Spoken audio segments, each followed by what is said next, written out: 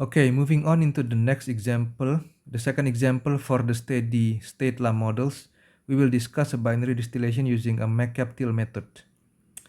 McCaptil method is a part of your process mass transfer, and I think most of you would not have get this one, but this example serves to illustrate example of something that is more advanced than what I just gave for the absorption column, but also can be included within the steady state law models.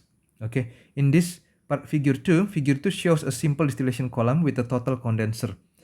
What it means by the total condenser in here is that whatever goes into the condenser will all be condensed totally into liquid. Okay, in the reality this may not be possible, but this serves as a concept to illustrate this simple modeling. Okay, and we have a reboiler again. Your reboiler in here is in the bottom of your distillation column, and it can be thought as an additional equilibrium tray just below your column. Okay, the feed typically enters close to the middle of the column. Okay, and then the vapor flows from stage to stage up the column, while the liquid flows from stage to stage down the column. So we have as an output is D, and then as an output on also B, and then what is in is F. Then the next slide in here basically showing the rectifying sections of the distillation column. The binary distillation in here implies that we only have two components. One component will be more volatile than the other component, and it's called as a key component.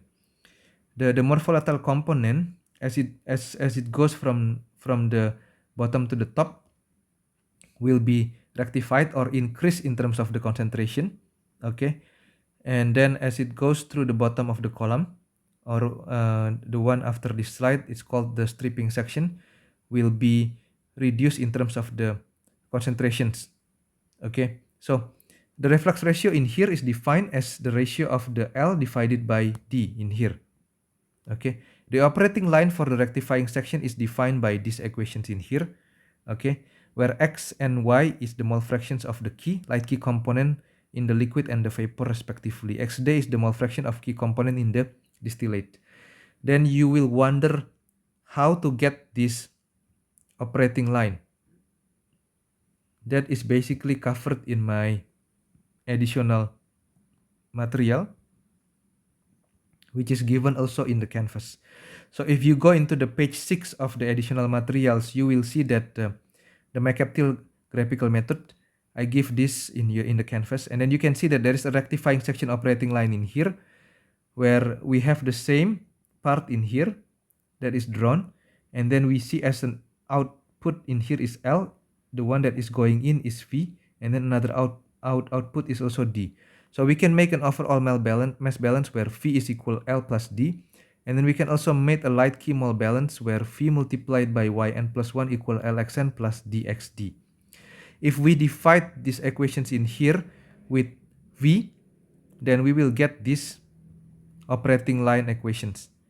Okay, and then this L divided by V can be expressed in terms of the R divided by R plus 1, and likewise D over V can be expressed in terms of 1 divided by R plus 1. And the operating line in here is represented by this line in here. Okay. Now we move on into the next slide in here. The next slide will be discussing about the stripping sections or something, or a mass balance where we made along the bottom sections of the column. Okay, it has an operating line expressed by these equations in here. Okay, where XB is the mole fraction of the key component in the bottom product, VB is the build-up ratio, and this one is defined as the V dash divided by B.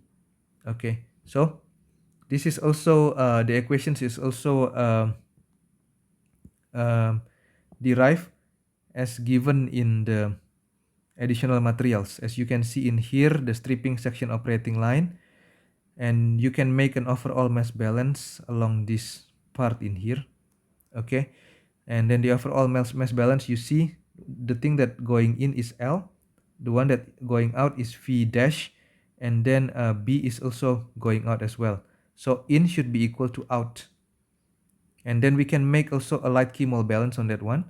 Note that Mercaptil assumptions is applied in here. Okay.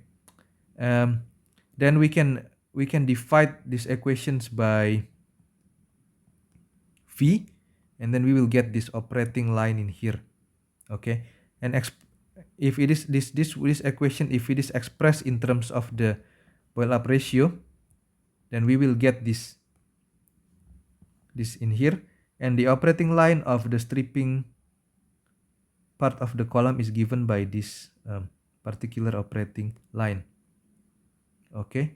Note that for this Mercaptil, there is an assumption in here. Okay. The assumptions are this: both components have equal and constant molar enthalpies. Sensible heat is negligible compared to latent heat. Column is insulated. Column pressure is constant. Okay. These are big assumptions, so that we can justify that the L and V are constant under these assumptions. Okay. Then moving on into the next slides in here.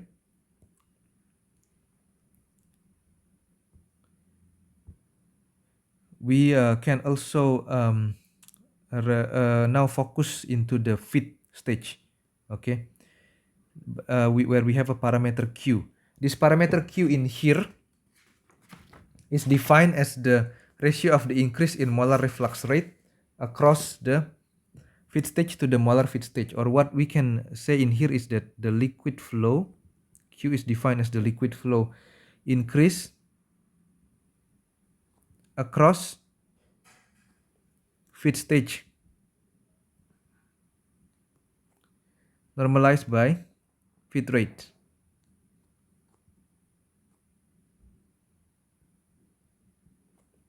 So these equations in here expresses Q, or it can also be obtained in terms of the V by these equations in here. So depending on what the status of the liquid, if you put in a liquid fit as a subcooled liquid, then Q will be higher than 1. For a bubble, if your liquid that you put in as a fit, it's in its bubble point, then Q will be 1. For a partially vaporized fit, then Q should be between 0 and 1. And if you put in as a dew point vapor fit, then it will be 0. And for superheated vapor fit, then Q will be less than 0. Then Q line equation can be expressed as in terms of this. This again, you will ask again where to get this one. Then you can go back into the additional materials in here. Okay. If you go back into the additional material in here, then you can see that the Q,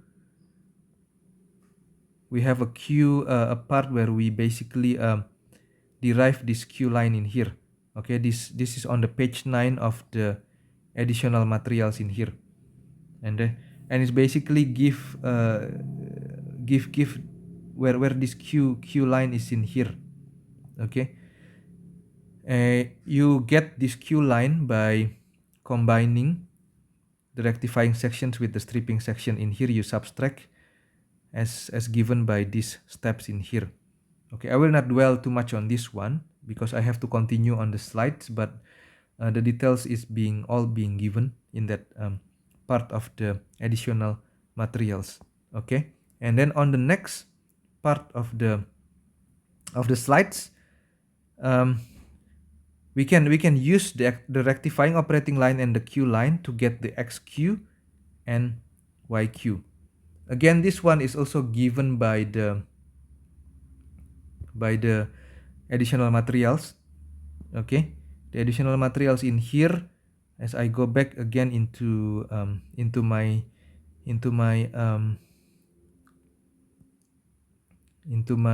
notes in here.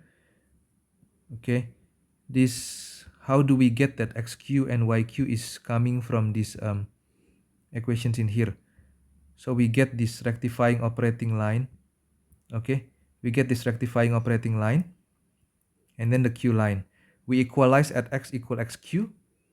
Okay, And then once we get these things in here, then we will get this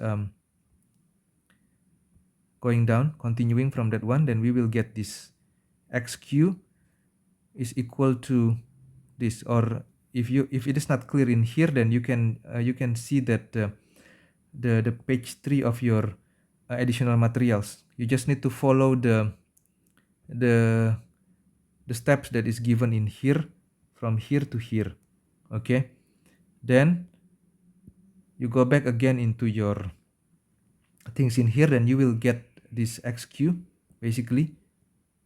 And then the yq1 also the same. The yq1, you go into page 2 of the equations, and then you put in this at x equal xq, you put in, you substitute these things, then you will get your yq. Then your yq should be equal to this one in here. Okay, then another part of your equations that is of interest in here is you will get these particular equations in here. This particular equation has to be derived from y mx plus c plus the knowledge on the Mercaptil diagram. Okay, if I go back again into my notes in here, basically you can see this one is being derived in the page in here, in page 3 of your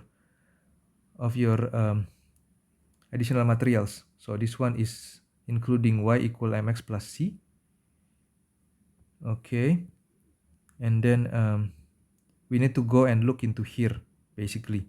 So with y equal mx plus c, then you can see that in this Mercaptil in figure 5 in here, that xq yq is referring to this particular point in here, where are xb yb, or because xb, the y is equal xb, so this one referring to this point with this particular point in here. Okay, so you need to use this to define this particular line in here. Okay, as you define that particular line in here, we know that from the slope will be equal to yq minus xb divided by xq minus xb. The slope is coming from this line in here.